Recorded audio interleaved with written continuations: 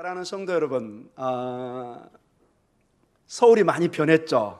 특별히 지방에서 올라오신 분들은 서울 그러면 한 20년, 30년 전에 저 같은 경우는 6, 3층 한번 가서 보고 식사하면 또 장땡이고 식사 안 해도 거기 한번 오고 그 엘리베이터 한번 타보는 거 얼마나 그 전망대 위에 올라가서 그 보는 게 꿈이고 기쁨이었습니다. 그래서 서울에서 가장 높은 곳이 63빌딩이었습니다. 지금이야 다르지만은 한 30년 전, 그렇죠? 처음에 지어졌을 때 모든 사람의 선망의 대상이었고, 와, 서울 가면 63빌딩. 여러분, 이제 63빌딩은 작은 집에 불과합니다. 좀 미안한 얘기지만은 벌써 여러분 롯데타워가 생겨서 제일 오른쪽에 555m입니다. 63빌딩이 비교가 안 됩니다. 여러분, 그것도 높지만은 훨씬 견고하고 높게 쌓았습니다. 그리고 이제 조만간 그 바로 왼쪽에, 여러분한테는 오른쪽인가요? 현대 가옥이 4억이 만들어집니다. 이게 계획이 571m입니다. 지금의 롯데타워보다 계획으로 봐서는 더 높게 지어집니다. 그리고 여기 보면은 그 말레이시아의 거기가 601m, 저 샹하이가 632m, 저 도쿄에 지금 634m, 두바이에 828m. 이게 가장 높은 거였는데, 여러분 최근에 아마 이 글을 보면은 보시겠지만 사우디가 지금 사우디아라비아가 계획을 하는데 그 높이가 자그마치 얼마일까요? 1000m, 1km짜리 건물을 계획하고 있습니다. 여러분, 인간은 이런 마천루 빌딩을 통해서 큰 문명의 자랑, 또 자기 나라의 랜드마크를 짓기를 원합니다. 실제로 그 전문가들 얘기 들어보면 이게 큰 빌딩을 짓는 게 실속은 그렇게 많지 않다는 얘기도 제가 언뜻 들었습니다. 그러나 그 자부심, 사우디에 가면은, 서울에 가면은 뭐가 있더라, 그 회사 입장에서는 굉장한 광고가 되는 것입니다. 1등 하는 거, 그 높이. 지금 롯데타워, 여러분 저는 아직 못 가봤습니다. 근데 그 엘리베이터 타고 올라가는데 2만 원인가 3만 원, 좀 비싸게 쫙 올라가면 6만 원인가 얼마 든다고 그러고, 식사비 그러면 어렴잡아 2, 30만 원은 아마 이렇게 썩고 와야 되는. 그래서 그 자체가 관광이 되고 큰 어떤 그 자부심을 나타내는, 롯데 입장에서는 굉장한 어떤 프라우드를 느낄 수 있는, 자랑을 할 수 있는 이러한 모습을 보면서 지금 경쟁적으로 나라의 이러한 큰 빌딩을 통해서 어떤 자기 나라의 랜드마크를, 큰 상징 건물을 세우려고 하는, 이게 지금 롯데타워입니다. 여러분, 이쪽으로 여러분 차를 몰고 가면은 모두가 이 타워를 봐야 됩니다. 하나같이 언뜻 들은 소리가 저거 바벨탑 아닌가, 롯데타워가 제2의 바벨탑처럼 이렇게 쓰이는, 굉장히 지진에도 이렇게 이길 수 있게 견고하게 만들었다는 내용을 가지고 있습니다. 오늘 우리가 본문에 읽은 내용이 바로 바벨탑입니다. 여러분 바벨탑 어떻게 상상이 되세요? 가장 바벨탑에 유사한 때의 가장 큰 건물 중에 하나가 바로 이집트의 피라미드입니다. 여러분, 피라미드는 여러 종류가 있어서 그 크기가 일정치 않지만 가장 큰 높이는 한 104m, 98m, 70m 이 정도. 여러분, 지금부터 한 3000년, 4000년경에 100m가 넘는 건물을, 돌을 쌓아서 아니면 또는 흙벽돌을 쌓아가지고 올렸다는 것은 상상을 초월하는 것입니다. 여러분, 이 피라미드는 여러분 그래서 7대 불가 사이에 속합니다. 너무나 신비하고 이 공학적으로 어려움이 있어서 우주인이 와서 만든 것이 아니냐 이럴 정도로, 어떻게 4000년 전에 이런 수학적인 공학과 정확하게 맞고 정확하게 별자리와 일치하고, 수학적으로 너무나 이게 놀라울 정도로 4000년, 3000년경에 이런 모습을 가지고 있는, 여러분 이 피라미드는 사실은 가장 바벨탑에 근접한 그러한 빌딩의 모습이 있을 거라고 우리가 상상해 볼 수 있습니다. 그래서 이 바벨탑을 우리가 보지 못했기 때문에 되게 상상을 했습니다. 그래서 중세 시대는 바벨탑을 이렇게 그렸습니다. 이런 식으로 쌓였을 것이다, 상상을 이렇게 했었습니다. 그러나 제가 거듭 얘기했지만 바벨탑은 조금 더 피라밋에 가깝습니다. 그러나 피라밋은 아닙니다. 이 바벨탑이 어떤 탑이었을까 늘 궁금했었는데 이게 최근에 밝혀지는 근거가 나왔습니다. 제가 이 자료를 찾아보니까 바벨탑의 비석이라는 게 발견이 돼요. 바로 이겁니다, 여러분. 이게 왼쪽이 좀 흐릿한데 오른쪽을 좀 명확하겠습니다. 여기 느부갓네살 왕이 있고 이 밑에 그 그림 속에 바벨탑의 조감도, 평면도, 인면도 전부 디자인이 되어 있었습니다. 그리고 바벨탑 문명의 건설자, 바벨탑의 건설자 느부갓네살 왕, 그 오른쪽에 서 있는 저 사람, 왼쪽에 여러분 볼 때 서 있는 사람이 여기에 건설자다. 그래서 그 안에 세기 문자가 여기 그 글자가 보이죠? 나왔는데 정확하게 바벨의 지구라트 이런 단어가 새겨져 있었습니다. 바벨의 뭐라고요? 지구라트. 그래서 우리는 바벨, 타워 오브 바벨이라고 불렀지만 그 당시 이쪽 이 바벨론 지역에서는 이 바벨탑을 지구라트로 불렀구나 하는 것을 알게 됩니다. 따라해볼까요? 지구라트. 지구라트. 이거는 학생들의 역사 책에도 나옵니다. 이건 공식 명칭입니다. 이게 여러분 그 바벨탑의 비석이라고 주전 약 한 2600년경에 있었던 비석이 발굴이 되었고 이걸 노르웨이 오슬로의 마튼 쉐이라는 학자를 중심으로 이것을 해석을 해가지고 이렇게 증명을 해서 이렇게 사진까지 나오는. 그래서 이 바벨탑이 어떻게 생겼구나 하는 것을 정확한 이제 근거를 가지고 있습니다.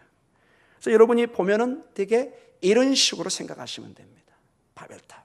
사람들이 이렇게 되게 흙 벽돌을 쌓아서 올렸지만은 좀 더 튼튼히 하기 위해서는 되게 벽돌을 또 굽습니다. 구우면 훨씬 더 튼튼한 몇 층을 더 올릴 수 있습니다. 되게 크기를 보면은 약 한 큰 거는 90m 정도 위로 쌓아 올렸습니다. 60m, 65m, 지구라 또 여러 개가 있어가지고 크기가 또 다릅니다. 가장 높은 것 지금 나온 것은 평면이 90m 위로 90 정도로 올렸던 모습으로 나옵니다. 저 모습이 여러분이 생각하는 바로 바벨탑의 모습입니다. 이거를 조금 더 고고학적으로 이렇게 해가지고 이 바벨탑은 반드시 도시 안에 저렇게 만들게 되어 있습니다. 제일 윗부분에 그들의 수호신인 마르둑 신이 있습니다. 그래서 이 마르둑 신이 저 90m, 100m 위에서 전체 시내를 이렇게 바라보고 있는 것입니다. 그리고 아침마다 제사장이 올라가서 이 마르둑 신에게 제사를 드리고 이 마르둑 신이 전체 이 도시와 왕을 축복합니다.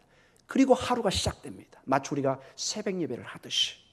그래서 이걸 다시 구체적으로 복원시키면 이런 모습으로 나옵니다.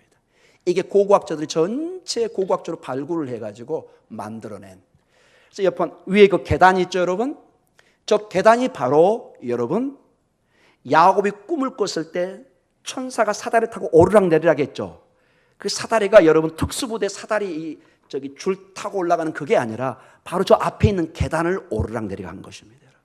여러분 이해하시겠죠? 이 지구라시란 뜻 자체가 바벨이라는 게 하늘과 땅을 연결한다는 뜻을 가지고 있습니다.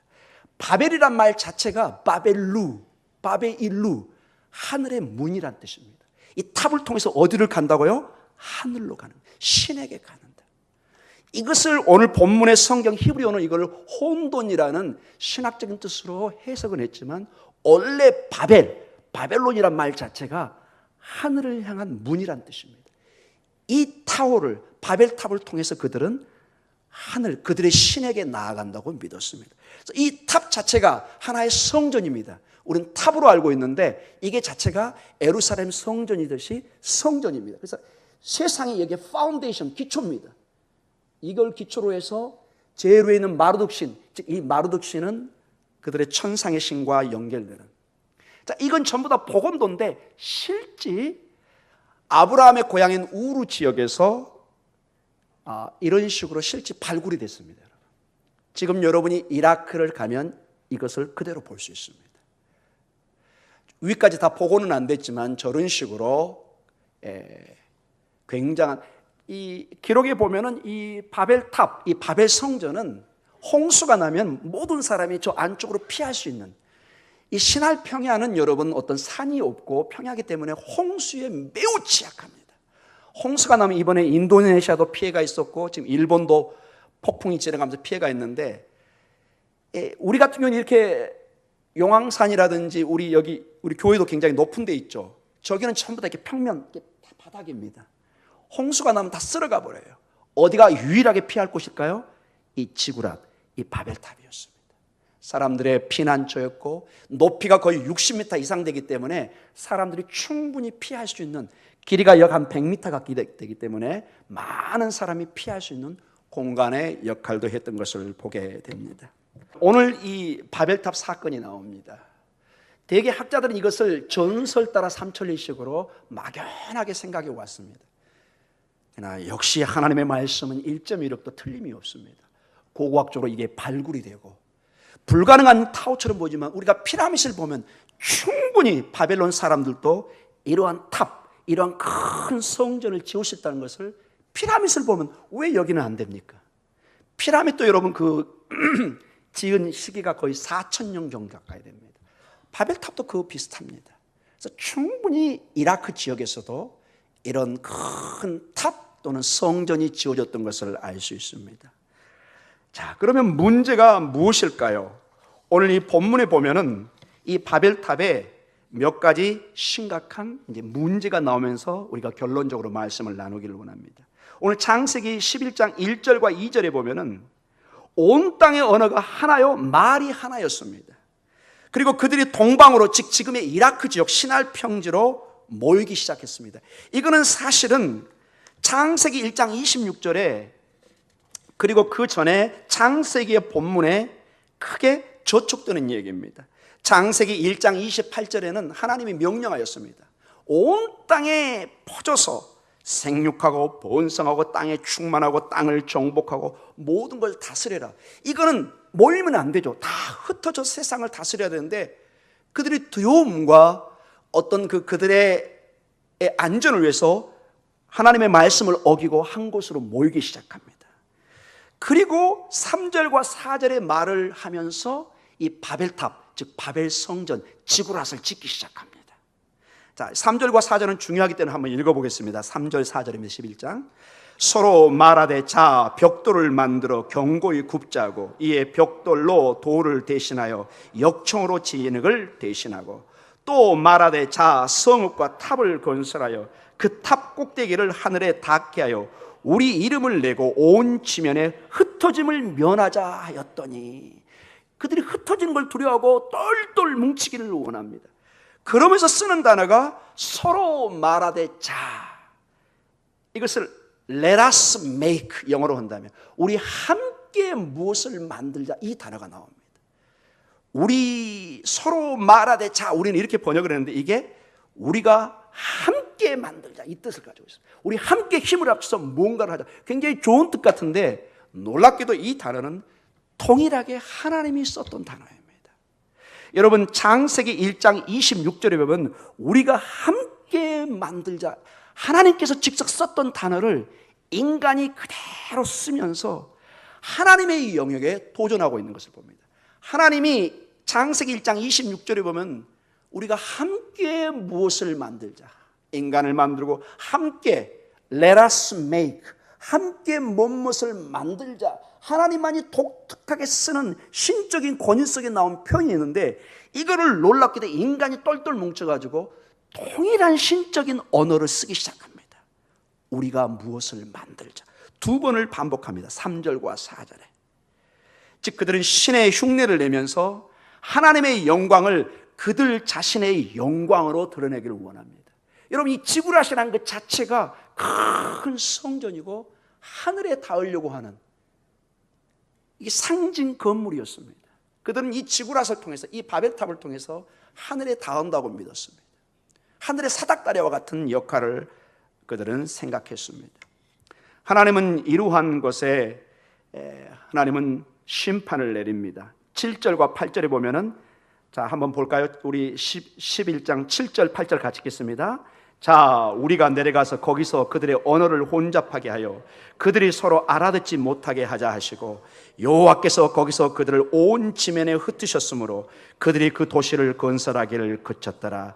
그러므로 그 이름을 바벨이라 하니, 원래 바벨은 바벨루, 하늘에 닿은, 하늘의 문, 이런 뜻인데 히브리 성경은 이걸 재해석해서 심판의 내용으로 재해석합니다. 바벨이 여기서는 9절에 뭘로 나오죠? 언어를 혼잡하게 하셨다. 혼돈의 뜻으로 해석을 내립니다. 인간의 마천루 같은 큰 영광의 건물을 하나님의 입장에서 볼 때는 혼돈 그 자체, 무너져버릴 그러한 문명으로밖에 보이지 않는 것을 보게 됩니다. 이제 결론적으로 말씀을 우리가 나눠가도록 하겠습니다. 오늘 우리는 창세기 1장부터 11장을 보아가면서 세 가지 중요한 인간의 실패의 모습을 봅니다. 먼저 에덴 동산에서 아담과 하와 이브의 실패 내용을 봅니다. 두 번째로 우리는 홍수 기간에 인간이 범죄함으로 하나님의 홍수를 맞이할 수밖에 없는, 모두가 지면에 있는 사람들이 죄를 범함으로 하나님의 영광에 이르지 못하는 모습이 봅니다. 그리고 오늘 바벨탑 이 세대들입니다. 그들은 하나님의 명령을 어기고 흩어져서 세상을 다스리고 하나님의 영광을 드러내는 것이 아니라 자기의 영광, 자기의 어떤 안전, 자기의 어떤 신적인 그러한 동기로 나아가고 있는 것을 보게 됩니다. 이 세 가지 모든 경우에 인간은 폭력적인 모습도 보이고 결정적인 것은 스스로 자기의 운명을 찾아가는 모습입니다. 스스로 하나님의 인도와 하나님의 축복을 바라보는 것이 아니라 스스로 결정권을 가지고 하나님의 영역에 도전하는 것을 보게 됩니다. 근데 여러분, 중요한 게 뭐냐? 이 세 번째, 세 개의 다 인간의 실패 가운데 하나님이 심판을 하시는데 이 심판이 최종적이고 마지막이어야 됩니다. 하나님은 너무나 놀랍게도 에덴 동산의 아담과 이브의 실패를 새로운 가능으로, 새로운 생명으로 인도해 갑니다. 하나님의 심판 대신에 하나님의 인내와 은혜의 목적이 항상 들어가서 새로운 가능성을 열어줍니다. 얼마나 하나님이 감사한지 모릅니다. 제가 이 본문을 준비하면서 느끼고 또 느낀 게 하나님이 정말로 생각보다 마음이 여리시다 하는 생각도 듭니다. 단호하게 심판해서 최종적으로 끝낼 일을 하나님 다시 한번 기회를 줍니다. 아담과 이브에게는 창세기 3장 15절에 여인의 후손을 통해서 새로운 구원의 계획을 선포를 하십니다. 이제 모든 하나님의 구원의 계획은 하나님이 약속한 창세기 3장 15절을 근거로 해서 여인의 후손, 궁극적으로 예수 그리스도를 통해서 죄를 정복하고 우리에게 영원한 생명을 주시는 것을 보게 됩니다. 노아도 하나님의 심판 이후에 나와서 다시 마치 아담과 하와에게 명령했던 그 창조의 명령, 그것을 9장에 보면 그대로 노아에게 줘서 다시 그들이 살아갈 수 있는 기회를 주는 것을 보게 됩니다.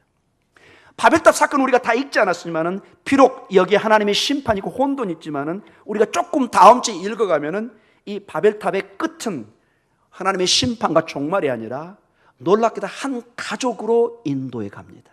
누굴까요? 바벨탑 사건의 한 가족이 궁극적으로 나오기 시작합니다. 따라오겠습니다. 아브라함의 가족. 하나님께서는 그 모든 심판 속에 아브라함을 부르시고 그 가족을 불러서 특별히 창세기 12장 1절과 3절에 이 아브라함을 통해서 온 민족과 그의 믿음의 백성들에게 정말 모래알같이 큰 백성과 민족의 축복을 주실 것을 말씀해 주고 있습니다. 오늘 우리가 이 본문에 조금 더 근거로 해서 이 바벨탑 사건의 오늘 심판의 핵심은 언어를 혼돈시키는 것입니다. 그래서 서로 말을 해도 알아듣지를 못해요. 벽돌 한 장, 벽돌을 안 줘요. 뭐 이런 식으로 못 알아들어요. 말을 혼돈시켜버려요. 여러분, 외국 여행할 때 가장 우리 어르신들 답답하고 힘든 게 뭐예요? 말이 안 통하는 거예요. 제가 4년 전문 가이드였습니다. 제일 저도 힘들 때가 뭐냐?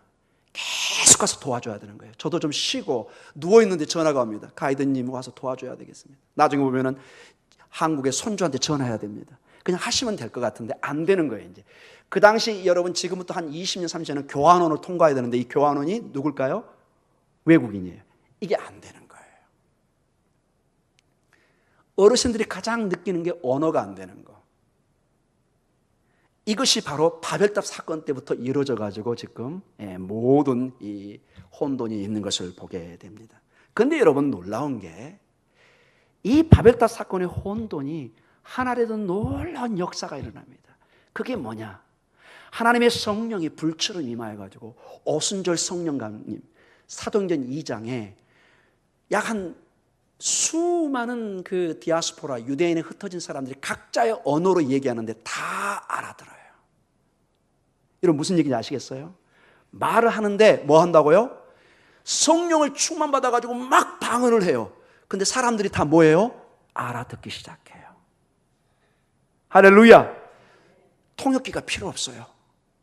하나님의 성령을 통해서 각자의 말을 하는데 다 그걸 알아듣기 시작해요. 언어가 통일되는 역사가 일어납니다.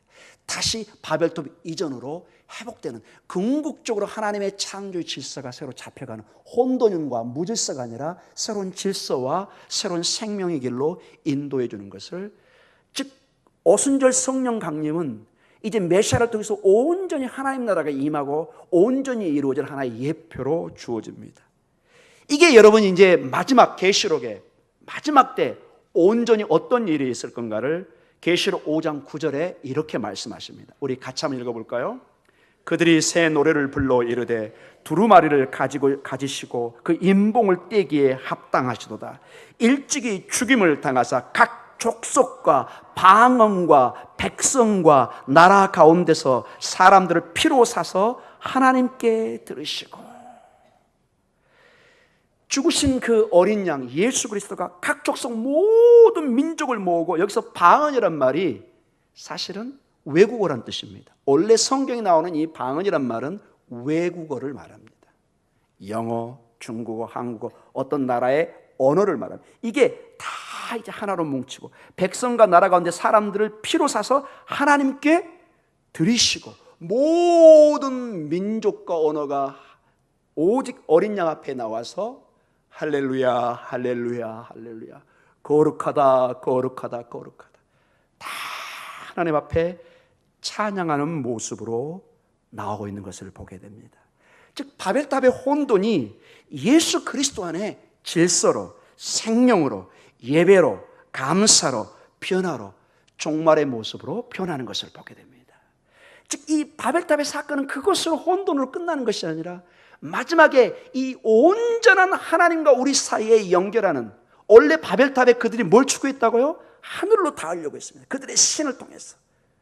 지금 보니까 오직 예수 그리스도가 하나님과 우리 사이의 중보자요 다리인 것을 우리는 믿습니다. 그분을 통해서 우리는 하나님의 말씀을, 뜻을, 언어를 이해하고 모든 질서가 잡히는 것을 보게 됩니다. 그래서 여러분, 오늘 이 바벨탑을 대하는 여러분들에게 하나님이 적극적으로 권하고 권면하는 게 있습니다. 따라해 보겠습니다. 마라나타, 마라나타. 이 예수님이 빨리 오셔야 돼요. 마라나타. 이 마라나타가 이게 아람어입니다. 마라나, 우리의 주여 이 뜻입니다. 마라나 타, 오시옵소서. 마라나타, 주여 오시옵소서. 이 주님이 오셔서 이 바벨탑은 모든 인간의 교만, 인간의 죄, 부패, 혼돈의 상징입니다. 이분만이 오셔서 우리에게 진정한 질서, 생명, 예배, 모든 것을 회복하는 걸 보게 됩니다. 이미 오신 우리의 주님, 그러나 제 이름으로 온전히 오셔서 우리의 모든 죄와 허물과 병과 아픔과 우리의 모든 슬픔을, 우리의 눈물을 닦으시고 온전한 생명, 찬양, 기쁨, 감사, 예배, 이 진정한 것이 회복될 줄 믿습니다. 여러분과 제가 마지막 이제 기다릴 성경의 예언이 하나가 남아 있습니다. 마라나타의 신앙입니다. 모든 예언들은 대부분 다 성취되었습니다. 마지막 큰 예언이 하나 남았습니다. 그게 무엇일까요? 주님의 파루시아, 재림입니다. 다시 오시는 것입니다. 그래서 우리의 모든 예배는 이 마라나타, 주님을 기다리는 예배, 주님을 기다리는 이 예배 속에서 진정한 바벨탑의 진정한 의미가, 진정한 하나님과 우리 사이에 진정한 회복과 생명의 역사가 있을 줄 간절히 기도합니다. 간절히 축원합니다. 여러분의 삶에 마라나타의 신앙이 회복되어서 과거의 이 불행한 바벨탑의 사건이 아니라 새로운 생명의 사건이 여러분에게 매일 일어나는 역사가 있기를 간절히 축원합니다. 우리 기도하겠습니다.